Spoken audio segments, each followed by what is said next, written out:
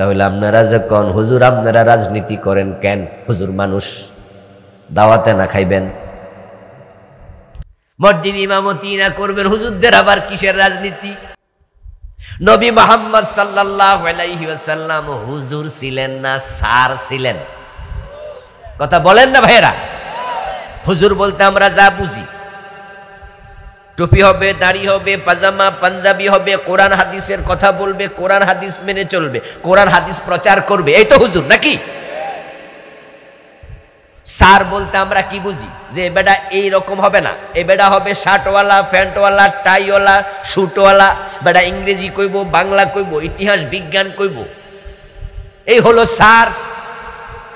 তো আমাদের দেশে আমরা হুজুর এবং স্যার বলতে আলাদা যা বুঝলাম, নবী মুহাম্মদের দিকে তাকাইলে স্যার স্যার লাগে না, হুজুর হুজুর লাগে। তো তাহলে আপনি যদি বলেন হুজুর আপনার রাজনীতি কেন? নবী মুহাম্মদের রাজনীতি করছে, বুঝা গেল আপনার কাছে এটা মজা লাগে না। আর রাসূলের কোন কাজ যদি উম্মতের কাছে মজা না লাগে, এটা আসল উম্মত না। লাকাদ কানা লাকুম ফি রাসূলিল্লাহি উসওয়াতুন হাসানাহ। নবী মুহাম্মদের জীবনে আছে আমাদের জন্য সর্বোত্তম আদর্শ। আজকে আমার এই প্রসঙ্গে কোনো আলোচনা থাকবে না, অন্য প্রসঙ্গে আলোচনা করব। জাস্ট ভূমিকায় বলছি, ইসলামে কোরআনে রাজত্ব, রাজা, প্রজা সবটার আলোচনা আছে। Islam is a complete code of life. আল-ইয়াওমা আকমালতু লাকুম দীনাকুম। ইসলাম পরিপূর্ণ জীবন বিধান। যদি কিছু পরিপূর্ণ হয় তাহলে সেখানে কিছু অনুপস্থিত থাকতে পারবে না। মানুষের জীবনে অর্থনীতি আছে, টাকা পয়সার লেনদেন আছে, যেটা অর্থ পরিচালনা নীতি। কোরআনের মাঝে অর্থনীতি আছে না নাই? মানুষের জীবনে, সামাজিক জীবনে বিভিন্ন কায়কর্ম আছে যার নাম সমাজনীতি। কোরআনে সমাজনীতি আছে না নাই? মানুষের জীবনে শিক্ষা দীক্ষা লাগে, কোরআনের মাঝে শিক্ষানীতি আছে না নাই? মানুষে বিবাহ শাদী করবে, কোরআনের মাঝে বিবাহ নীতি আছে না নাই? ব্যবসা নীতি আছে না নাই? চিকিৎসা নীতি আছে না নাই? শুধু রাজনীতিরা নাই, আছে। যদি বলেন নাই তাহলে আপনি বেঈমান, আপনি হয়ে যাবেন কাফের। কারণ কোরআন পূর্ণাঙ্গ জীবন বিধান ইসলামকে ঘোষণা করেছে। আপনি যদি বলেন অমুকটা নাই, তাহলে পূর্ণাঙ্গ স্বীকার করলেন না। ইসলাম কমপ্লিট কোড অফ লাইফ, সব এখানে আছে, সব আছে। ইসলাম এমন এক ধর্ম যেটা পাওয়ার পরে আপনি খুশি হয়ে যেতে পারেন, স্বনির্ভর হতে পারেন। এটার এমন এক ধর্ম আপনার জীবনের বটম থেকে টপ, পাকঘর থেকে সংসদ, ব্যক্তি জীবন থেকে আন্তর্জাতিক বলয়, যেখানে আপনি যাবেন, যেখানে কোনো প্রবলেম ফেস করবেন, সব সমস্যার সমাধান আল্লাহর কোরআনের মাঝে খুঁজে পাবেন। আমরা ছাত্র জীবনের জন্য মিছিল করছি, সব সমস্যার সমাধান দিতে পারে আল কোরআন। কোরআনকে বলে তিবিয়ান, এটা সব সমস্যার সমাধান আছে। ওমা ফাররাতনা ফিল কিতাবে মিন শাই, আমি কোরআনে কিচ্ছুর আলোচনা বাকি রাখি নাই, সব আছে, সব আছে। কোনোটা সরাসরি, কোনোটা ইঙ্গিত। এই জন্য কোরআন থেকে দলিল গ্রহণ করা হয় 4 প্রকারে, 4 নিয়মে। ইবারাতুন নাস, ইশারাতুন নাস, দালালাতুন নাস, ইকতিদাউন নাস। নাস মানে দলিল। কোথাও সরাসরি ইবারত আছে, আস-সারিকু ওয়াস-সারিকাতু ফাকতাউ আইদিয়াহুমা, চোর নারী হোক আর পুরুষ হোক হাত কেটে দাও, সরাসরি ইবারত শব্দের মাঝে আছে। আবার কিছু আছে শব্দের মাঝে নাই, ইশারায় আছে। কিছু আছে শব্দের দালালতে পাওয়া যায়, কিছু আছে শব্দের চাহিদা ইক্তেজার মাঝে পাওয়া যায়, অর্থাৎ সব সমস্যার সমাধান কোরআনে যে আছে তাতে কোনো সন্দেহ নাই। এজন্য কোরআনের নাম হলো তিবিয়ান। ওই তিবিয়ান থেকে সূরা মুলক পড়লাম প্রথম দুটি আয়াত। আসুন এবার তাফসিরে যাই। আল্লাহ তাআলা বলছেন তাবারাকাল্লাযী বিয়াদিহিল মুলকু, প্রাচুর্যময় তিনি আল্লাহ যার হাতে রাজত্ব। এই রাজত্বটা কার? রাজত্ব কার হাতে? ইয়াসতুতিল মুলকা মান তাশা ওয়া তানজিউল মুলকা মিম্মান তাশা। এই রাজত্ব তার, যাকে চান রাজত্ব দেন, আবার যখন চান কেড়ে বানায়া জেলখানার কয়েদি বানায়া দেন। রাজত্ব তার, চাইলে তিনি দেন, চাইলে তিনি বাতিল করেন। আজ থেকে 20 বছর আগে 1000 টাকার নোট কি বাংলাদেশে ছিল? ছিল। সরকার 1000 টাকার নোট বানাইলো। এখন আমাদের অনেকের পকেটে 1000 টাকার নোট আছে। এগুলো আমরা বাজারে গেলে খরচ কিনতে পারি, এটা ব্যাংকে লেনদেন হয়। কিন্তু সরকার যদি সিদ্ধান্ত নেয় আগামী মাসে বাংলাদেশে 1000 টাকার নোট অচল করা হলো, এই অধিকার সরকারের আছে না নাই? ইয়েস, বাংলাদেশ গভর্নমেন্ট চাইলে 1000 টাকার নোট ব্যান করে দিতে পারবে। এবং যেগুলো বর্তমানে চলমান সবগুলো আপনাদের ঘোষণা দিয়ে দেবে সরকার। 1000 টাকার নোট যার কাছে যা আছে সবাই আগামী 15 দিনের ভিতরে ব্যাংকে জমা দিন। 15 দিন পর থেকে বাংলাদেশে 1000 টাকার নোট যদি কারো কাছে থাকে সেটা আর চলবে না। 16তম দিনে আপনার কাছে টাকা যদিও থাকে সেটা সচল না অচল? মালিক সরকার, তাই সরকার চাইলে ব্যান করে দিতে পারে। ঠিক রাজত্ব আল্লাহর, তিনি যাকে চান পথের কাঙ্গালকে রাজা বানান, আবার রাজাকে ফেরারি আশারি বানাইয়া দিল্লি পাঠাইয়া দেয়।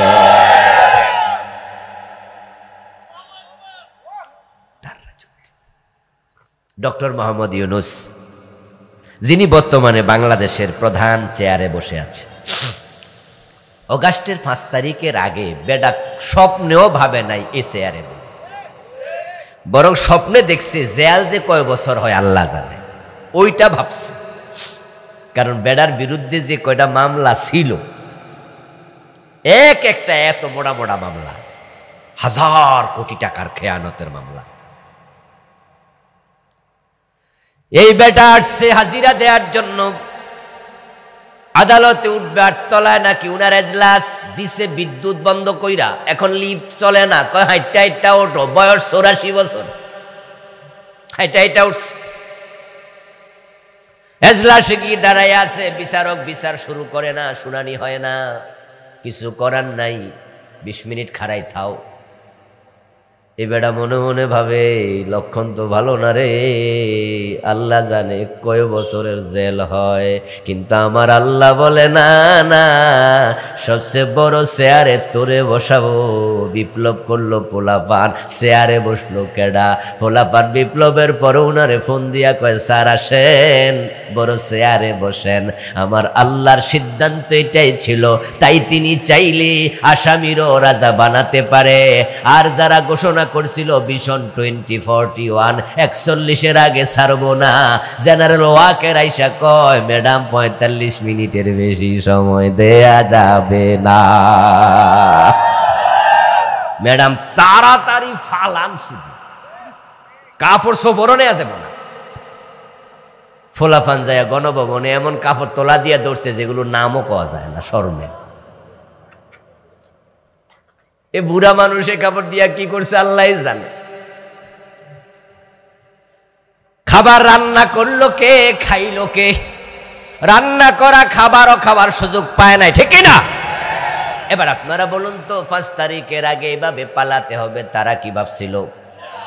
কল্পনা করছিল? যদি কল্পনা তারা করত, ভাবত, তাহলে দরবেশ বাবা যে দাড়ি কামাইয়া পলাতে লাগছিল পলাইতে পারে নাই, পার্সোনাল বিমানে পলানোর মতো টাকা উনার আছে না? না। বাংলাদেশের সবচেয়ে সেরা ধনী যারা, তাদের মাঝে উনি পার্সোনাল হেলিকপ্টার নিয়ে, পার্সোনাল বিমান নিয়ে পালিয়ে যাওয়া, হেলিকপ্টারে পালাইয়া যাওয়া, এটা উনার জন্য কোনো 4 তারিখও ভাবে নাই 5 তারিখে এটা হবে, হলে আগে পালাতো। একজনকে আসামির জায়গা থেকে বড় চেয়ারে, আরেকজনকে বড় চেয়ার থেকে ফেরারি আসামি বানাইয়া দিল্লিতে। এটাই প্রমাণ করে রাজত্বের মালিক মানুষ না, রাজত্বের মালিক কে? আগস্ট বিপ্লব, জুলাই বিপ্লব, এই কোরআনকে আমাদের আগের চেয়ে আরো কাছে এনে দিয়েছে। আগে আমরা কোরআন পড়েছি, কোরআন থেকে শুনেছি, আর এবার আমরা কোরআন থেকে দেখেছি। কোরআনের বিভিন্ন আয়াত এবার নিজের চোখে আমরা দেখেছি, বাস্তবে দেখেছি। রাশিয়ার সাথে ওই যুদ্ধে বাংলাদেশ থেকে অনেক মুজাহিদ অংশগ্রহণ করছে। রাশিয়া খান খান হয়ে গেল, তখন অনেকগুলো ইসলামী রাষ্ট্র সেখানে তৈরি হলো। তার মাঝে আলহামদুলিল্লাহ রাশিয়ার কবল থেকে মুক্ত হলো। পরবর্তীতে কিছুদিন তারা স্বাধীন ছিল, পরে আবার আমেরিকার অধীনে চলে গেল, এবার আবার স্বাধীন হয়েছে। জানেন তো? আচ্ছা, বাংলাদেশের অনেক মুজাহিদ অংশ নিয়েছিল রাশিয়ার বিপক্ষে। তার মাঝে যখন হলো, আলহামদুলিল্লাহ স্বাধীন হলো, রাশিয়া থেকে মুক্ত হয়ে গেল, তখন মুজাহিদরা আবার বাংলাদেশে ফিরে আসলো। তার মাঝে দেশে ফিরে একজন মুজাহিদ বাঙালি একটি বই লিখেছিলেন।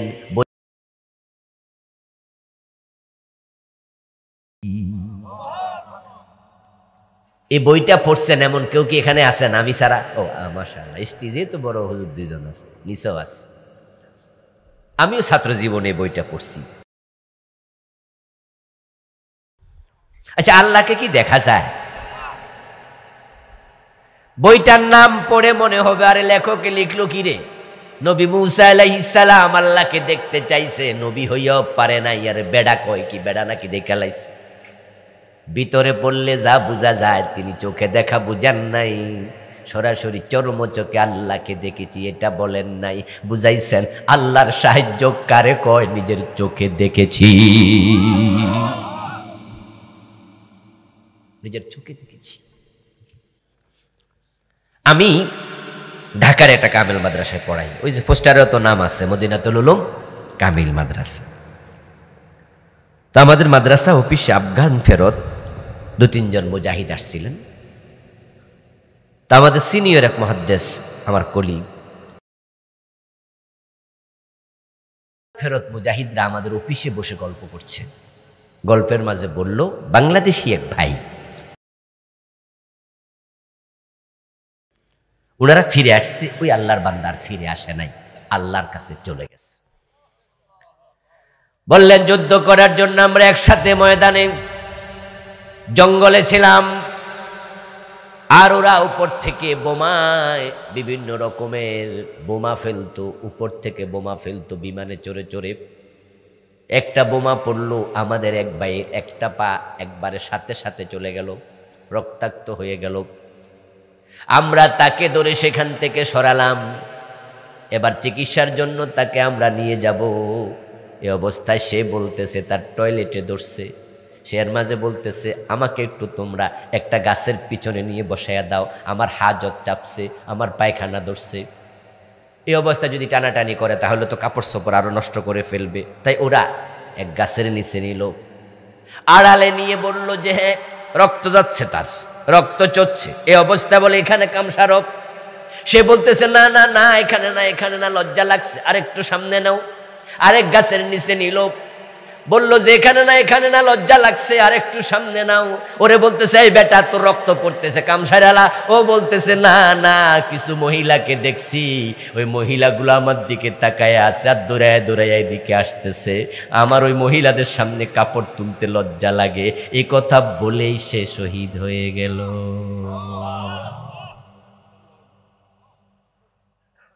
সে আর পায়খানা করতে পারে নাই। আচ্ছা, এই যে মহিলাগুলা দৌড়াচ্ছিল ওরা কারা? নিঃসন্দেহে জান্নাতের হুর।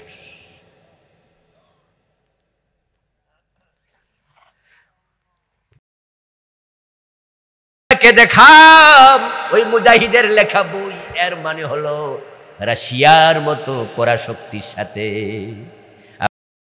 মতো দুর্বল দেশের লোকেরা আল্লাহর সাহায্য না আসলে যুদ্ধে বিজয়ী হওয়ার কথা না।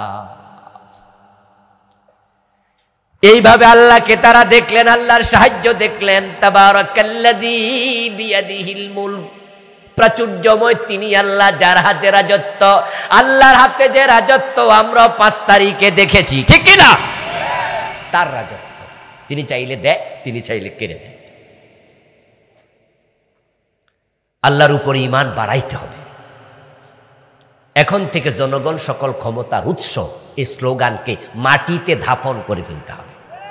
জনগণের হাতে ক্ষমতা নেই, ক্ষমতা কার হাতে? ভাই ফ্যান এটা চলে না, এটা লাগাই দেন, তাই তো? এই দেখো তো চলে নিমে, দেখো ভাই, জনগণ সকল ক্ষমতার উৎস, এই কুফরি স্লোগান বাংলাদেশের সংবিধানে ঢুকাইছে। অথচ 5 তারিখের আগে বাংলাদেশে জনগণ বলতেছিল সব উনাদের ওই সরকারের। কারণ যারা তার বিরোধী দলে ছিল তারা তো রাস্তায় নামার কোনো পরিবেশই ছিল না। দেশের চৌকিদার থেকে সেনাবাহিনীর প্রধান পর্যন্ত সব ওদের দলের লোক নিয়োগ দিছে। একটা পুলিশের কনস্টেবল নিয়োগ দেওয়ার সময়ও তার 14 গোষ্ঠী যাচাই করে দেখত। এই 15 বছরে যত অফিসার নিয়োগ দিছে সব নিজের দলের লোক দিছে। কনস্টেবল নিয়োগ দেওয়ার সময়ও 14 গোষ্ঠী দেখত। কিন্তু 5 তারিখের পরে এখন ওরা কই? কেউ নাই। এখন মনে হয় যেন এই দেশে এরা নাই। জনগণ বলতে কি বুঝতেন? আগে কে, এখন কে?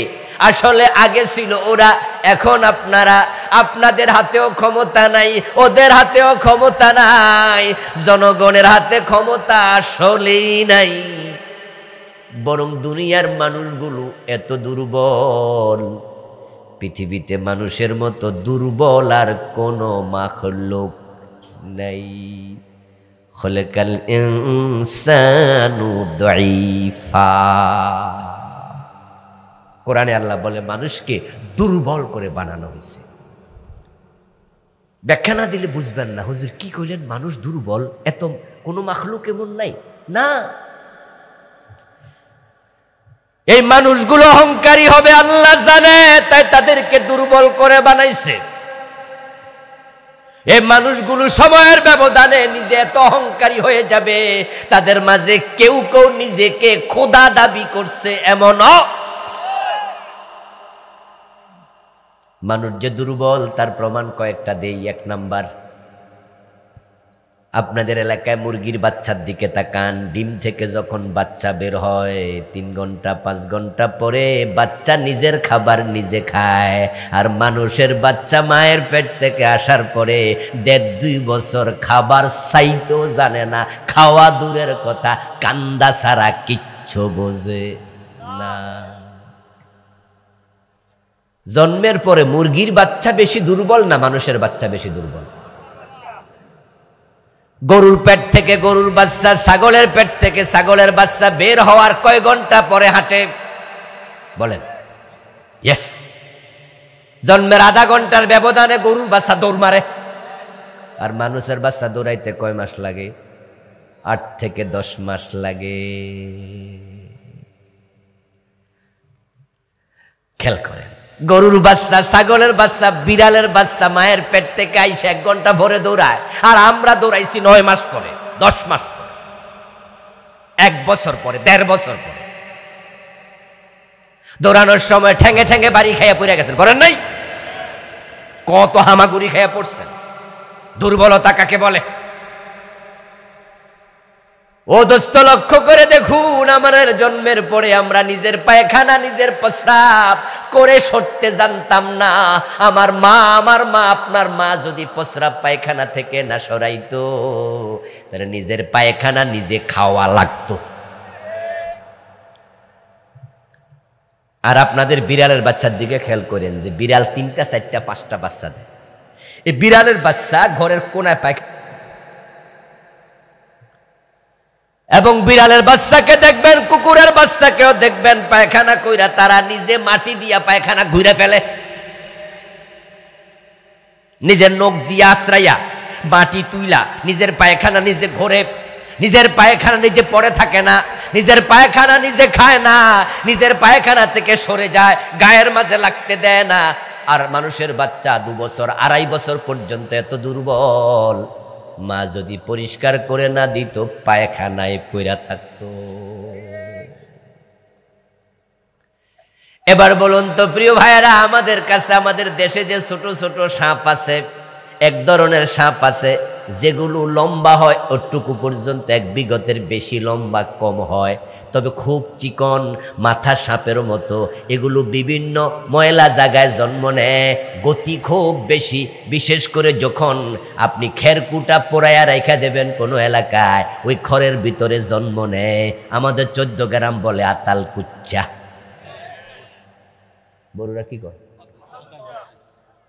তাহলে মিলছে না? এক এলাকার মানুষ হলে এটাই তো মজা। আচ্ছা বলুন তো, আতাল কুচ্চা সাপ 1 থেকে 1.25 বিঘত লম্বা। আপনি টয়লেটে বসে আছেন, এর মাঝে একটা সাপ আপনার টয়লেটের দরজার নিচ দিয়া ঢুইকা মাথাটা এরম লাড়া মারছে, তখন আপনি দুনিয়ার সবচেয়ে ক্ষমতাবান ব্যক্তি হিসাবে বইয়া থাকবেন না কাপড় চোপড় লইয়া দৌড় মারবেন? আর যদি সেটা ফানক সাপ হইতো, এই যে এখানে হাজার হাজার লোক বসে আছেন, যদি এখান দিয়ে একটা মোটা সাপ ঢুকে এরকম ফনা নিয়ে সামনে আগাতে থাকে, ওই কোনার বেড়াও দৌড় মারবে। একটা সাপের কাছে আমরা সবাই অসহায় হয়ে যাব। ওই সাপ এবং আপনাকে যদি বলা হয় যা যা, সাপের সাথে কিচ্ছু নাই, সাপের সাথে আল্লাহর কোনো মাখলুক নাই, যে সাপ আপনাকে ধরার জন্য কিছু একটা আনছে, সে একা একা গেছে, তার সাথে দুনিয়ার কিচ্ছু নাই, তা আপনাকে বলা হলো তুমিও একা একা যাও। আপনি বলবেন কোন কি লাঠি লন? আমি বলবো না, সাপও একা, আপনিও যান একা। লাঠি ছাড়া সাপের সাথে যুদ্ধ করতে রাজি হবেন কয়জন? তাহলে মানুষকে বাঁচার জন্য অন্যের সাহায্য নিতে হয়, আর অন্য মাখলুক আত্মরক্ষার জন্য আল্লাহ নিজের মাঝে কোনো না কোনো উপাদান দিয়া দিছে। এই জন্য একটা মশা পর্যন্ত মুখ দিয়ে কামড় দিতে পারে, একটা বলতা যখন উড়াল দেয় আমরা তখন দৌড় মারি, কারণ তার ভিতরে আত্মরক্ষার জন্য বিষ আছে। মৌমাছির মতো নিরীহ প্রাণী, ওর মাঝেও হুল আছে। কিন্তু আপনারা আমরা যারা অহংকারী, নিজকে সেভ করার জন্য অন্যের সাহায্য ছাড়া কোনো ইনস্ট্রুমেন্টই নাই। খলাকাল ইনসানু দাঈফা, আল্লাহ বলে মানুষকে দুর্বল করে বানাইছি। আর এই মানুষগুলো বলে কিনা আমরা সকল ক্ষমতার উৎস। সংবিধানে লেখা লাইছে জনগণ সকল ক্ষমতার। আস্তাগফিরুল্লাহ। অগাস্টের 5 তারিখের পরও যদি এই স্লোগান তুমি দেও, তুমি একটা ব্যাককল। এই জন্য এখন থেকে জনগণ সকল ক্ষমতার উৎসে স্লোগান দেয়া যাবে না, বরং আমরা চিৎকার দিয়ে বলতে চাই সব ক্ষমতার মালিক কে? আন্নাল কুওয়াতা লিল্লাহি জামিয়া। এটাই কোরআনের কথা। সব ক্ষমতার মালিক আল্লাহ। যে ফেরাউন বলছিল আমি তোদের খোদা না, রাব্বুকুমুল আলা, আমি বড় খোদা, আল্লাহ তাআলা এরে পানি সুবাইয়া মারছে। পানি সুবাইয়া মাইরা আল্লাহ বুঝাইয়া দিছে আসলে পানিতে বইরা কাব্বাইয়া মরে কেডা? দুর্বল বাচ্চা বাচ্চা ফোলা পান। এই যে আপনারা এখানে যারা আছেন, আপনারা পুকুরে ফালাই দিলে কি কাব্বাইয়া মরে যাবেন? কিন্তু একটা বাচ্চারে ফালাই দিলে আল্লাহ পানি সুবাইয়া মেরা বুঝাইছে আমি আল্লাহর সামনে তুই বাচ্চার মতো শক্তিশালী ন, তুই আসছে আরো দুর্বল। তাবারাকাল্লাযী বিয়াদিহিল মুলকু, আল্লাহর হাতে হলো রাজত্ব, ওয়া হুয়া আলা কুল্লি শাইইন কাদির। এরপর আল্লাহ বলে তিনি সব ব্যাপারে ক্ষমতাবান, সব ক্ষমতা আল্লাহর হাতে। এরপরে এবার তিনি বলছেন আল্লাযী খালাকাল মাউতা ওয়াল হায়াতা লিয়াবলুয়াকুম আইয়ুকুম আহসানু আমালা। ও দুনিয়ার মানুষ শোনো, আমি তোমাদের মৃত্যু বানাইছি, জীবন বানাইছি। এ দুনিয়া আমি পাঠাইছি 30, 40, 50, 100 বছর হায়াত দিয়েছি। তোমরা এখানে ছিলা না, একটা দিন আসবে এখানে একজনও থাকবা না। এ 50, 70, 100 বছর দিছি কেন? আমি দেখতে চাই কে কত ভালো আমল করে।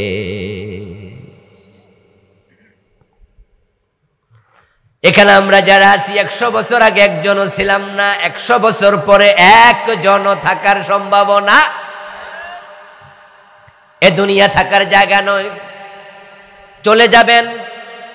এখন যেখানে যাবেন প্রস্তুতি নিন, প্রস্তুতি।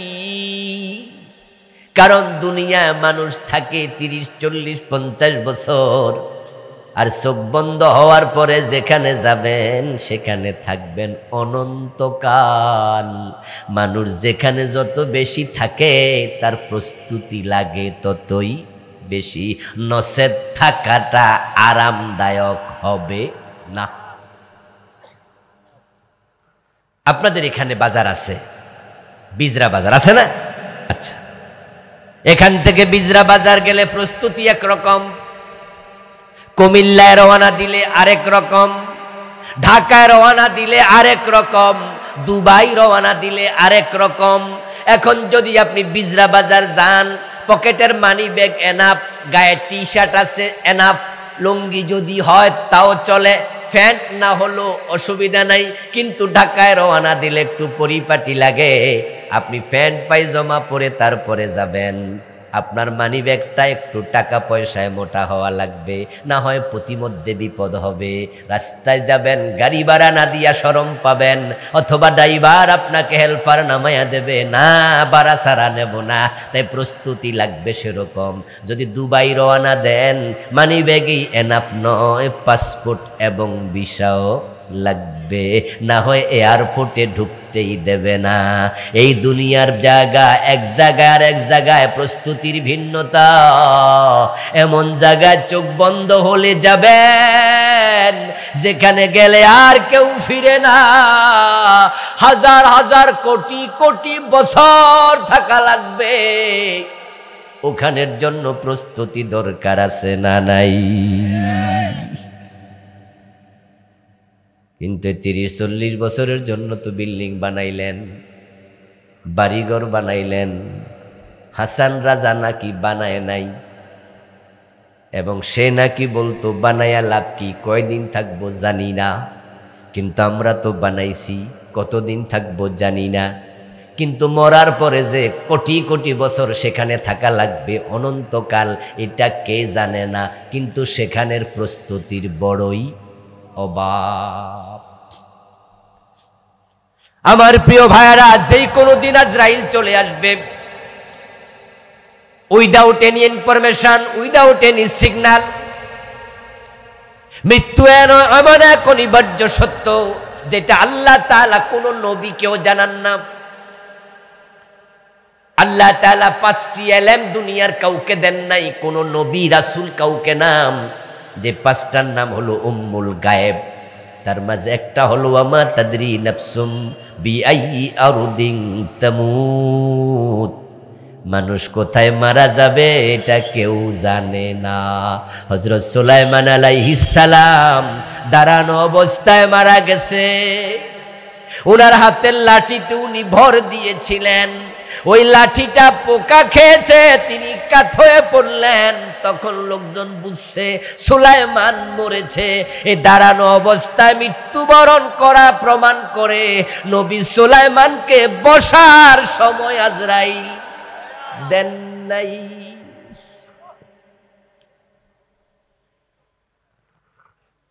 ইযা জাজালুহুম লা ইস্তাখিরুনা সাআতাও ওয়া লা ইস্তাকদিমুন। সময় নির্ধারণ করা। আল্লাযী খালাকাল মাউতা ওয়াল হায়াতা, আল্লাহ মৃত্যু বানাইছে আগে, জীবন বানাইছে পরে। এজন্য মানুষ যে মরে হঠাৎ আসলে মরে না। আমরা বলছি হঠাৎ, কিন্তু কে কখন মারা যাবে এটা আল্লাহর ইলমে আগেই জানা আছে না নাই? মৃত্যু নির্ধারিত, মৃত্যুর স্থান পর্যন্ত নির্ধারিত। রাসূলুল্লাহ সাল্লাল্লাহু আলাইহি ওয়াসাল্লাম বলেছেন, ইযা কাদাল্লাহু লিআবদিন আন ইয়ামুতা বিআরদিন জাআলা লাহু ইলাইহা হাজাব। তোমার মৃত্যুর যে জায়গাটা নির্ধারণ করা, ওখানে তোমাকে মৃত্যুর আগে এক ওসিলায় না এক ওসিলায় আল্লাহ পৌঁছিয়ে দেবেনি। আমাদের দেশে যদিও আমরা মাইকিং করার সময় অনেক সময় বলি অকাল মৃত্যু, এবং কারো মৃত্যুর খবর শুনে আমরা ইয়াংরা মারা গেলে এই কথাটা বেশি বলে যে অল্প বয়সে মরে গেছে, অকাল মৃত্যু হয়েছে। আসলে অকাল বলতে কিছু নাই, প্রত্যেকটা মৃত্যু নির্ধারিত। মানুষের জন্মের আগে মৃত্যু নির্ধারিত। আল্লাযী খালাকাল মাউতা ওয়াল হায়াতা, মৃত্যু আগে, তার হায়াত পরে। হ্যাঁ, আমরা আপাত দৃষ্টিতে দেখি মানুষের জন্ম আগে মৃত্যু পরে, কিন্তু আল্লাহ বলছেন মানুষের মৃত্যু আগে জন্ম পরে। আচ্ছা, আমরা যা জানি সেটা ঠিক না আল্লাহ যা বলেন সেটা ঠিক? আমাদের জানার মাঝে ভুল আছে না নাই? হ্যাঁ, আমরা কত কিছু জানি ভুল, কত কিছু দেখি ভুল। এজন্যই তো ব্যক্তির ইলমের উপরে ডিপেন্ড করা যাবে না, ডিপেন্ড করা লাগবে ওহির ইলমের উপরে। কারণ ব্যক্তি অনেক কিছু ভুল জানে, অনেক ভুল দেখে। যেমন আপনাদের বরুড়ার মানুষ, এই ভাই বাতাস ছাড়েন, বরুড়ার মানুষ আপনারা যখন গাই গরু কেনার জন্য বাজারে যান, তখন আপনারা কি পেট দেখে কিনেন না ওলান দেখে কিনেন? কেন ওলান দেখেন? গাই গরু কেনার সময় সবাই ওলান দেখে, আপনিও আমিও সবাই। এবং মা বোনেরা বাজারে যাওয়ার সময় বলেও দেয়, এই দেখা কিনিও, দুধ যেন একটু বেশি হয়। আর আপনিও দেখাই কিনেন, আপনি পেট দেখেন না, আপনি ওলান দেখেন। অথচ আপনার জানার মাঝে কত ঘাটতি। ওলান বড়, দুধ বেশি। ছিদ্র করে দেখুন তো ওলানে দুধ আসেনি, ছিদ্র করবেন সাথে সাথে রক্ত ঝরবে। পুরা ওলানটা কেটে ফেলবেন, 100 টাকার বেশি দুধ পাবেন না, 100 টাকাও পাবেন না। একদিনে 20 লিটার দুধ দেয় এমন গাই আছে না নাই? কিন্তু ওলানে আছে কয় লিটার? 100 টাকা নাই। পুরা ওলান কেটে ওজন করবেন, 10 কেজি গোস্ত হবে। দুধ দেয় 20 কেজি, তো বাকি 10 কেজি কই? দুনিয়ার সব মানুষ জানলো ওলানে দুধ, কিন্তু আমার আল্লাহ বলে ভুল জেনেছ, ভুল জেনেছ। ইন্না লাকুম ফিল আনামি লাইবরাহ নুসকিকুম মিম্মা ফি বুতুনিহি মিন বাইনি ফারসিন ওয়া দামিন লাবানান খালিসা ওয়া সায়গান লিশারিবিন। আল্লাহ বলে আমি তোমাদেরকে ওই গাই গরু ছাগি তাদের থেকে দুধ খাওয়াই, মিন বুতুনিহি, ওই দুধ আমি আল্লাহ তার পেটের ভিতর রেখেছি। আমরা চাইলাম ওলান, আল্লাহ কয় ফেট। তাহলে ফেটের ভিতরে কই? মিম্বাইনি ফারসিন, গোবরের ভিতরে। আল্লাহ বলতেছে আমি গোবরের ভিতরে দুধ রেখেছি। তাহলে গাই গরু জবে করার পরে গোবর সাপ দিবেন, দুধ বাড়িব তো কই? সাপ দিলে বাইর হবে, দেখবেন ময়লা পানি। আপনি তো দেখলেন পানি, আমার আল্লাহ বলে দুধ। ওয়াদামিন লাবানান খালিসা, আমি গোবরের ভিতরে এবং রক্তের ভিতরে দুধ রাখি। তামাম দুনিয়ার সব প্রাণী বিজ্ঞানী এক জায়গায় একত্রিত হয়ে গরু কেটে টুকরো টুকরো করলেও দুধ খুঁজে পাবে না, কারণ দেখার মতো ক্ষমতায় চোখের নাই।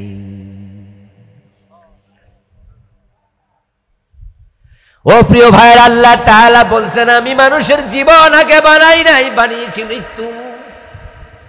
কিন্তু আপনি আমি দেখছি জন্ম আগে মৃত্যু পরে। আল্লাহটাই ঠিক। কেমনে ঠিক? এবার প্রিয় নবীজি থেকে শুনুন। রাসূলুল্লাহ সাল্লাল্লাহু আলাইহি ওয়াসাল্লাম বলেন, শোনো, মানুষের মৃত্যু নির্ধারণ আগে হয়, জীবন পরে আসে। যখন বয়স মানুষের মায়ের পেটে প্রথম 40 দিন থাকে নুতফা, বাবা এবং মায়ের শুক্রাণু, ডিম্বাণু, বীর্য। মায়ের রেহেমের ভিতরে 40 দিন বীর্য থাকে। দ্বিতীয় 40 দিনে রক্তপিণ্ড আকার ধারণ করে। তৃতীয় 40 দিনে এটা মাংসপিণ্ড হয়ে যায়।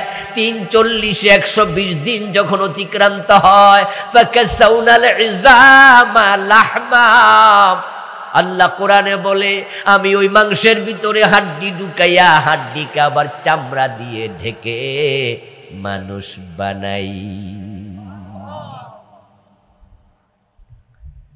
এখন 3 × 40 120 দিন গেল, 4 মাস। মায়ের পেটে যখন বাচ্চার বয়স 4 মাস হয়, তখন তার ডিজাইন তৈরি হয়, স্ট্রাকচারাল ডিজাইন তৈরি হলো।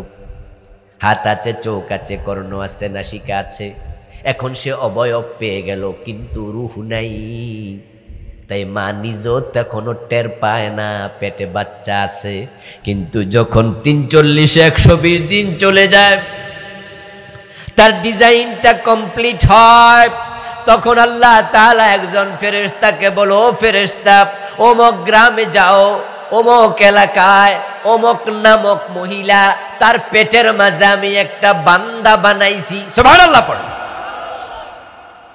আমার বানানো বান্দা এখনো রূহ পায় নাই, সে এখন পুতুলের মতো তার মায়ের পেটে শুয়ে আছে। তার শিয়রের পাশে গিয়ে বসো। তারপরে আমি আল্লাহ অর্ডার করব 4টা জিনিস লিখো। 1 নম্বরে লিখবে আজালাহু, 2 নম্বরে রিজকাহু, 3 নম্বরে আমালাহু, 4 নম্বরে শাকিয়ুন আম সাঈদ। ওই ফেরেশতা মায়ের পেটের ভিতরে এসেছে, আপনার আমার মাথার পাশে বসেছে। এবার আল্লাহ বলতেছে 1 নম্বরে লিখো সে কয়দিন হায়াত পাবে, কোথায় কবে মরবে, আজল লেখো, শেষ টাইম ফাইনাল করো, মুদ্দত লিখো, আজান, কত বছর, কত মাস, কত দিন, কত ঘন্টা, কত মিনিট, কত সেকেন্ড, কত মাইক্রোসেকেন্ড। সুবহানাল্লাহ পড়ে। আল-আনফাসু মাদুদা, আল-আনফাসু মাদুদা, এই যে নাক দিয়া নিঃশ্বাস নেন, এটাও হিসাব করা আছে। আপনি কয়টা নিঃশ্বাস নেবেন, কতটুকু বাতাস আল্লাহ আপনাকে দেবে দুনিয়া, এটা আল্লাহ বন্টন করে দিয়েছে। এটা আপনার রিজিকের অংশ। এসে বেশি বাতাস আপনি নিতে পারবেন না। এজন্যই মাঝে মাঝে দেখবেন অক্সিজেন ছাড়া নিঃশ্বাস নিতে পারে না। পৃথিবীতে বাতাসের অভাব নাই, অক্সিজেনের অভাব নাই, কিন্তু এই লোক অক্সিজেন পায় না, ওই বোতল দিয়া ঢুকান লাগে, কারণ তার অক্সিজেন আল্লাহ সীমিত করে দিছে।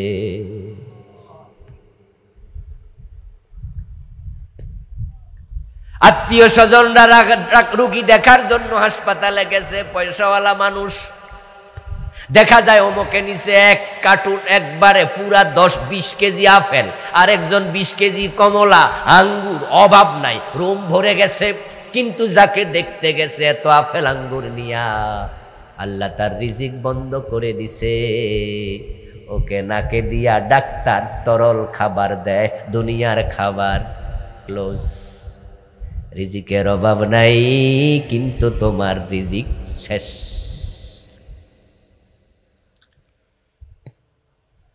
লাইফ সাপোর্ট নামে একটা শব্দ আছে না? আপনারা শিক্ষিত মানুষ তো জানেন না? লাইফ সাপোর্ট বলতেছে কোমায় চলে গেছে। আমরা জিজ্ঞাসা করি মরে গেল নাকি? বলে না, মরে নাই, কোমায় আছে। এর মানে হলো তার ফুসফুস সামান্য পাঞ্চ করতেছে, দেখবেন যে সেখানে যে মেশিন আছে মেশিনের মাঝে এরকম বাঁকা বাঁকা উঠতেছে, তখন বলতেছে প্রাণবায়ু বের হয় নাই। এরকম লাইফ সাপোর্টে 6 মাস থাকে এমন রোগীও আছে। তার রিজিক শেষ, তার খাবার শেষ, তার দুনিয়ার বাতাসের পরিমাণও শেষ, কিন্তু অল্প কিছু আছে হায়াত নির্ধারিত, তাই সে বেঁচে আছে। আবার আরেকজন সুস্থ সবল হঠাৎ মরে গেছে, কারণ তার হায়াতটাই শেষ। ওই ফেরেশতা এসেছে, 4টা জিনিস লিখলো। 1 নাম্বার হলো কবে মারা যাইবা, কোথায় মারা যাইবা। আমার এক পরিচিত লোক বিদেশে চাকরি করত, কনস্ট্রাকশনের কাজ, বিল্ডিং এ অনেক উঁচু ভবনে কাজ করছে, 12-14 তলা উঁচু। তার এক কলিগ কাজের কর্মচারী ওখান থেকে ছিটকে পড়ে গেছে নিচে। তারা ছিল নিচে, কয়েকজন হাঁটতেছিল, উপরে কাজ করছে, পড়ে গেল নিচে। যখন দেখলো এত উপর থেকে পড়ছে, তারা দৌড় মারছে, ভাবছে হাড্ডি গুড্ডি ভাঙ্গা শেষ। আর এত উঁচু মাঝখানে তো মরে যাবো, নিঃশ্বাস বন্ধ হইয়া ডরে। কিন্তু লোকটা নিচে নাইমা একবারে উঠটা খাড়াইয়া গেছে বিড়ালের মতো। বিড়ালরে দেখছেন নি উপরেতে পড়লে, হ্যাঁ পড়তে দেরি, খাড়াইতে দেরি করে। ওই ছেলেটা পড়লো, পরে বিড়ালের মতো খাড়াই গেল, কিচ্ছু হয় নাই। ওরা তো বলে আমরা তো আশ্চর্য, কিরে কি দেখলাম, স্বপ্ন টপ্ন দেখলাম নি। আইসা এরে ধরতেছি, কি হয়েছে রে? হে হাসতেছে, কি ব্যথা পাস নাই? কয় না। কি কস? কি দেখলাম? এই মিষ্টি খাওয়া, মিষ্টি খাওয়া। হে তো কয় যে ঠিকই তো। মিষ্টি কেনার জন্য রোডের ওই পাশে রওনা দিছে, মিষ্টি দোকান ও পাশে, রাস্তা পার হওয়া লাগে, রাস্তার মাঝখানে গেছে আর একটা ট্রাক এসে চাপা দিয়া শেষ। এই লোকটাই যে মিষ্টি কিনতে গেছিল, উপর থেকে পড়ছিল। ব্যাপারটা আসলে কি? আমাকে যখন বললো এই কাহিনী কয়েক বছর আগে, আমি তখন বললাম ব্যাপারটা অতি সহজ। সেটা হচ্ছে তার মৃত্যুর স্থানটা এখানে ছিল না, ছিল রোডের মাঝখানে। আজরাইল সেখানে এসে অপেক্ষা করতেছিল, কিন্তু বেড়া তো রয়েছে 12 তলা ছাদের উপরে। তো কবে নামবো না নামবো স্টেশন নাই। আরেকটা আইসা ধাক্কা মারছে, আরেকটা কোলে করে নামাইছে, পরে তোমরা ধাক্কাইয়া ফাটাইছে।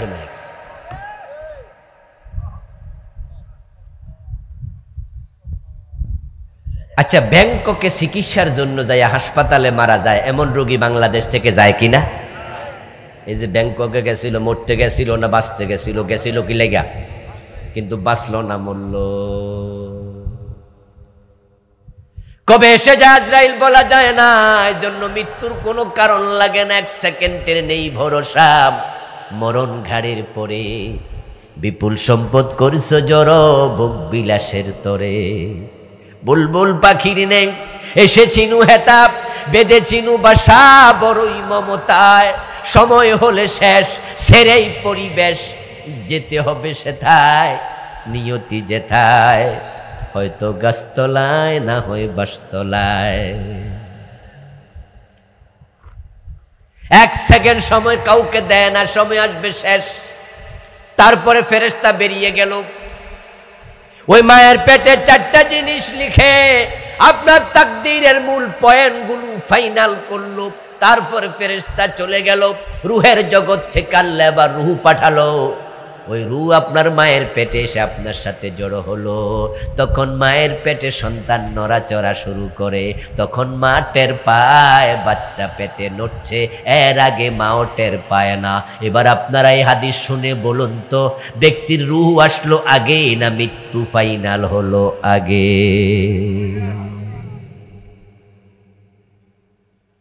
এখন মৃত্যুর পর কোথায় যাবেন? যেখানে যাবেন আল্লাহ তাআলা বলছেন হাত্তা যুরতুমুল মাকাবির, তোমাদের যাওয়ার জায়গার নাম মাকাবির। বহু বচন, এক বচন মাকবারা, কবর। قال رسول الله صلى الله عليه وسلم ما رأيت منظرا قط إلا والقبر أفزع منه।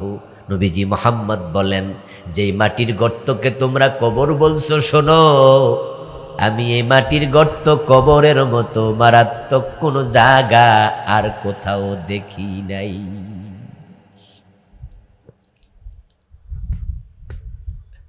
ইন্না হাযাল কবর রাউদাতুম মিন রিয়াদিল জান্নাহ আও হুফরাতুম মিন হুফারিন নিরান।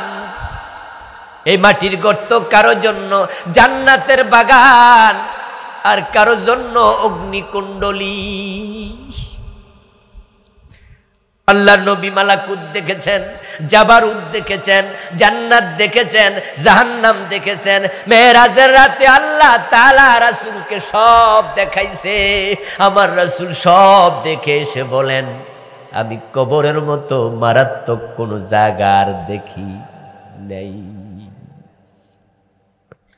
ওই কবর হবে তেমন, আপনার আমল হবে যেমন। এই কবর আপনার জন্য জান্নাতের বাগান তখনই হবে যখন তিনটি প্রশ্নের জবাব রেডি থাকবে। আর জাহান্নামের গর্ত ইন্ধন হবে তখন যখন তিন প্রশ্নের জবাবে ঘাটতি দেখা দেবে। প্রথম প্রশ্ন নামাজ, এটা করবেন আল্লাহ। দ্বিতীয় প্রশ্ন মান রাব্বুকা, এটা করবেন ফেরেশতা। তৃতীয় প্রশ্ন ওয়ামা দীনুকা, এটা করবে ফেরেশতা। চতুর্থ প্রশ্ন ওয়ামান হাযার রাজুল, এটাও করবে ফেরেশতা। পঞ্চম প্রশ্ন ওয়ামা ইউদরিকা, এটাও করবে ফেরেশতা। তিন প্রশ্ন বিখ্যাত, দুই প্রশ্ন অবিখ্যাত। কবরের প্রশ্ন তিনটি নয়, প্রশ্ন হবে পাঁচটি। তবে শুরুটা করবেন আল্লাহ নিজে। মানুষ যখন কবরস্থ হবে, ফেরেশতা যখন জাগাবে, জেগে দেখবে সূর্য ডুবে যায়। আল্লাহ সূর্যকে ডুবন্ত অবস্থায় রেখে সাইকোলজিক্যাল টেস্ট নেবে, দেখি ব্যক্তি বলে কি। যারা বলবে কথা বলবো না ফেরেশতা তোমাদের সাথে, আগে নামাজ পড়তে চাই, তাদের বাকি সব প্রশ্নের দায়িত্ব আল্লাহ নিজে নিয়ে নেবে। এই প্রশ্নটা বাংলাদেশে আলোচিত কম হয়। মান রাব্বুকা দিয়ে আমাদের আলোচনাটা একটু বেশি শুরু হয়, হাদিসে আছে। কিন্তু ক্বালা রাসূলুল্লাহ সাল্লাল্লাহু আলাইহি ওয়াসাল্লাম ইযা উকবিরার রাজুল ইযা উকবিরাল মারউ মুসিলাত লাহুশ শামস ইনদা গুরুবিহা ফায়াজলিসু ওয়া ইয়ামসাহু আইনাইহি ফায়াকুল দাউনি উসাল্লি। মানুষকে কবর দেয়া হলো, এবং যারা কবর দিল তারা বাড়ি পর্যন্ত নয়, তারা মাত্র কয়েক কদম হাঁটলো। কবরস্থ লোকের কাছে ফেরেশতা আসলো, তাকে ডেকে তুললো, বসালো, দাঁড় করালো। সে দাঁড়াইয়া জেগে ওঠে বসে, তাদের পায়ের জুতার আওয়াজ নিজের কানে শুনবে। তারা এখনো দূরে যায় নাই, এর মাঝে সে দেখতে পাবে সূর্য ডুবে যায়। আর ফেরেশতা বলবে মান রাব্বুকা। রাসূলুল্লাহ বলেন, যে ব্যক্তি নামাজি তার মনে পড়ে যাবে সূর্য তো ডুবে যাচ্ছে, আসরের নামাজ তো পড়ি নাই।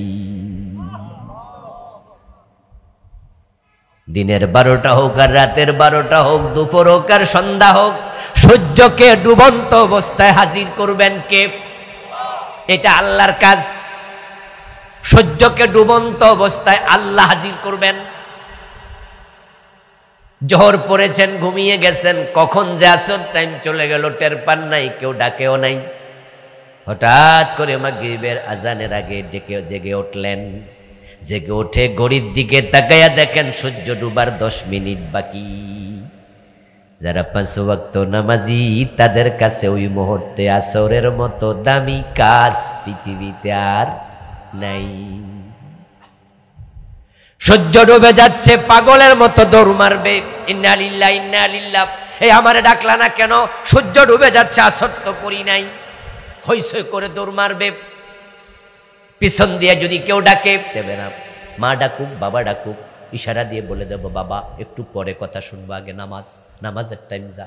মায়ের ডাক, বাবার ডাক, বন্ধু বান্ধব, স্ত্রী পুত্র, কারো ডাকের গুরুত্ব নাই।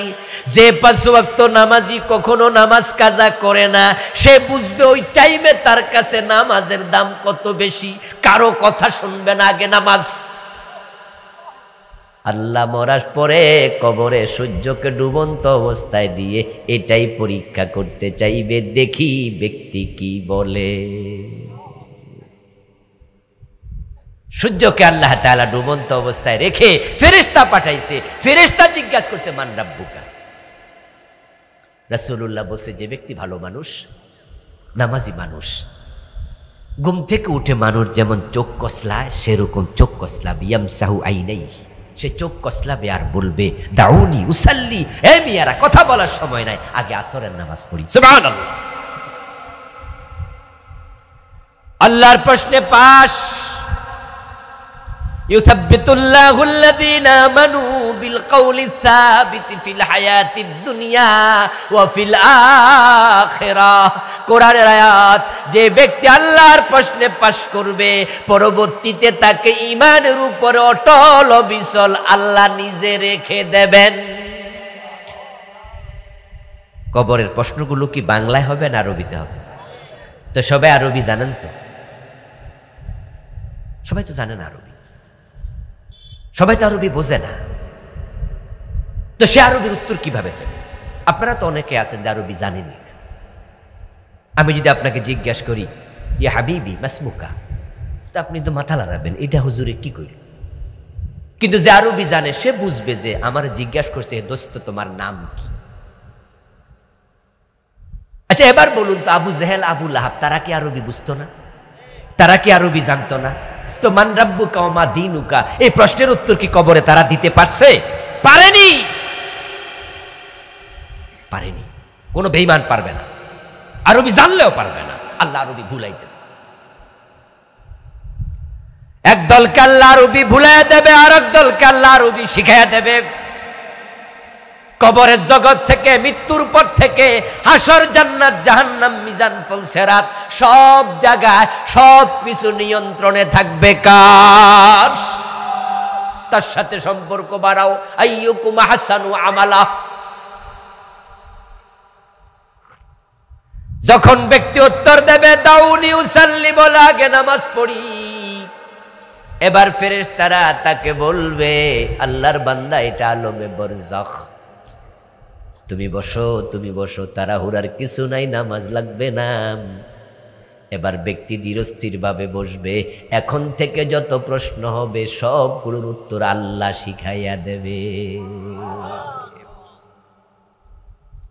আর যারা নামাজে ফাঁকি দিয়েছে তারা ধরা খেয়ে যাবে।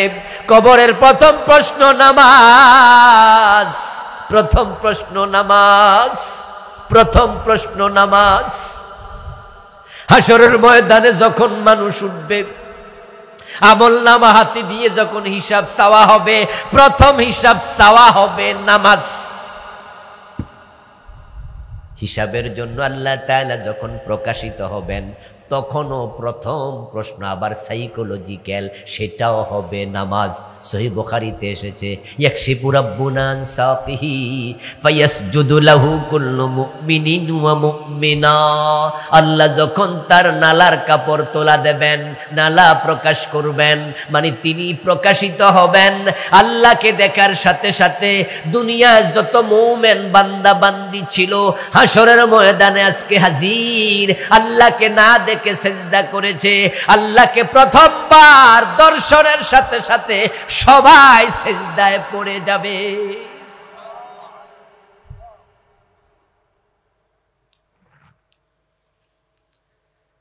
ইবনে মাজাতে আসছে ওয়াসজুদুনা লাহু তাবিলা, তারা এত লম্বা সেজদা দেবে, সেজদা থেকে তারা মাথাই তুলবে না। এত মজা পাবে সেজদা দিয়ে। আল্লাহ তাআলা যখন দেখবেন তারা অনেক লম্বা সেজদা দিচ্ছে, মাথা তুলছে না, তখন আল্লাহ আওয়াজ করে বলবেন ইরফাউ রুসাকুম ক্বাদ জাআলনা ইদ্দাতাকুম ফিদাকুম মিনান নার। ও আমার বান্দা বান্দিরা মাথা তোলো, মাথা তোলো, আমি আল্লাহ ঘোষণা করে দিলাম তোমাদের সকলকে জাহান্নাম থেকে মুক্তি দিয়ে দিলাম।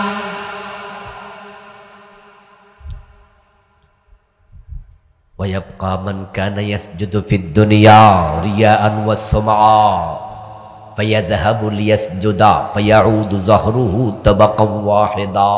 রাসূলুল্লাহ বলছেন দুনিয়ায় 2 নাম্বার নামাজি সমাজী ঠেলায় নামাজ পড়ছে, জুমায় না গেলে মানুষ কি বলবে? মানুষ বলবে বেনামাজি মেম্বার, ভোট দেব না, বেনামাজি নেতা বিচারক বানাবো না, জুমা পর্যন্ত পড়ে না, বদনাম হয়ে যাবে। তাই দেখা যায় এমন কিছু মুসল্লি জুমার নামাজে যায়, পুরা সপ্তাহ মসজিদের ধারে কাছে। এমন 2-4 জন বড়ুরা আসেনি, মানুষকে দেখানোর জন্য নামাজ পড়ে, লোকের শ্রুতির জন্য নামাজ পড়ে, দেখানোর জন্য নামাজ পড়ে। রাসূলুল্লাহ বলেন যখন ভালো নামাজিরা সেজদায় যাবে তখন ওরাও সেজদা করার চেষ্টা করবে, কিন্তু তাদের মেরুদণ্ডের হাড্ডি আল্লাহ কাঠের মতো সোজা বানাইয়া দেবে। ফেল, তারা ফেল। ফেরেশতা বলবে মান রাব্বুকা, তুমি যদি দাউনি উসাল্লি বলতে না পারো, নামাজ পড়বো এই কথা বলতে না পারো, তুমিও ফেল। এই কথাগুলো শুধু তারাই বলবে যারা 5 ওয়াক্ত নামাজে যত্নবান হবে। এই জন্য প্রিয় ভাইয়েরা, নামাজের ব্যাপারে সিরিয়াস হয়ে যান। আখেরাতে নামাজের গুরুত্ব এত বেশি হবে যেটা কল্পনাতীত।